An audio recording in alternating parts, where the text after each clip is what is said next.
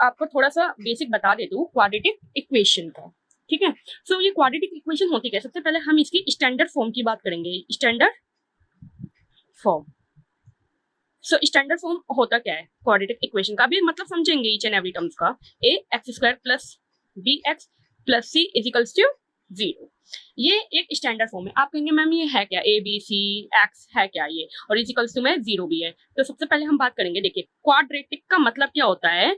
अगर एक्स इसमें यूज हो रहा है तो उसकी सबसे बड़ी वाली पावर क्या है, इसकी पावर कितनी है, जिसे हम डिग्री भी बोलते हैं, हाईएस्ट डिग्री, ठीक है। इसमें रहेगा आपका 2, जो सबसे बड़ी वाली पावर है इसकी कितनी है 2, तो ये क्या है क्वाड्रेटिक इक्वेशन, ठीक है। अब तो ये आपका क्या है, इक्वल्स टू का साइन है, तो ये इक्वेशन है, डजंट मैटर किसी भी चीज के इक्वल है, बट यहाँ अब ये यहाँ पे 0 के इक्वल है तो हमने क्या दिया, ये इक्वेशन है। अगर 0 के इक्वल नहीं भी होता, अगर बराबर का साइन होता, तब भी मैं एक इक्वेशन कह सकती हूँ, ठीक है। तो यहाँ पे क्वाड्रेटिक इक्वेशन का हमने मतलब समझ लिया है। अब हम बात करेंगे स्टैंडर्ड फॉर्म क्या होती है। अब एक्स स्क्वायर के साथ ये जो ए बी सी है, ए बी सी आपके ये जो रहेंगे, ये क्या होते हैं, रियल नंबर्स। क्या होते हैं, रियल नंबर्स। अभी रियल नंबर्स क्या होते हैं, 1 2 3 की फॉर्म में हम लिख सकते हैं, ठीक है। अभी आप इतना ही समझ लीजिए। तो ये क्या है, आपके एबीसी नंबर्स की फॉर्म में लिखे होते हैं, राइट। अब क्या होता है कि मान लीजिए for example 5x square plus 3x, मैंने कुछ भी रैंडम ले लिया है, इजिकल्स टू 0। ये क्वाड्रेटिक इक्वेशन है। कैसे पता लगा क्वाड्रेटिक इक्वेशन है, क्योंकि ये सारी फॉर्म में हम लिख पा रहे हैं। स्टैंडर्ड फॉर्म इसी को कहते हैं। ए एक्स स्क्वायर 5x स्क्वायर, ए की जगह किसने ले ली, 5 ने। बी एक्स 3x, बी की जगह किसने ले ली, कंपेयर कराओ, 3 ने। प्लस सी, यहाँ पे 6 है, सी की जगह किसने ले ली, 6 ने, ठीक है। तो ये आपको स्टैंडर्ड फॉर्म में आ रहा है, तो ये क्वाड्रेटिक इक्वेशन है।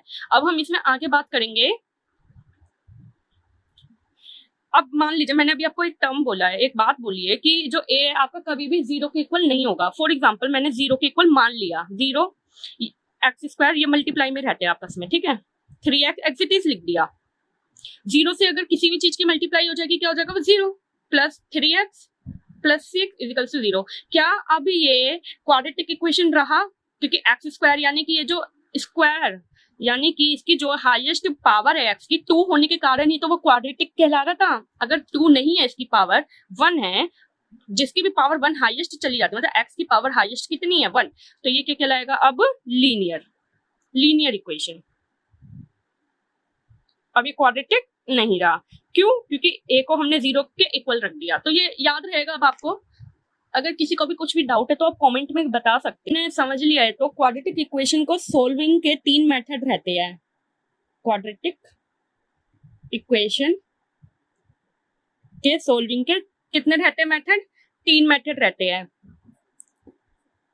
पहला मेथड हम ले लेंगे फैक्टराइजेशन मेथड,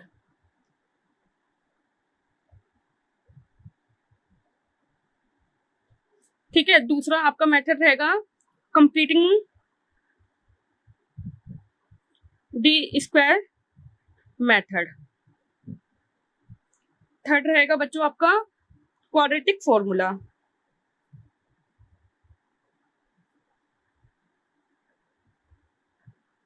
ठीक है। तो इन तीनों मेथड की मदद से हम क्वाड्रेटिक इक्वेशन को सोल्व कर सकते हैं। अब मतलब बनता है इसका सोल्व, मैंने एक वर्ड बोला यहाँ पे, सोल्व कर सकते हैं। तो आप कहेंगे मैम सोल्व करने की, और सोल्व का मतलब क्या होता है, ठीक है। चलिए अब कुछ भी रैंडम ले लिया है अपनी साइड से।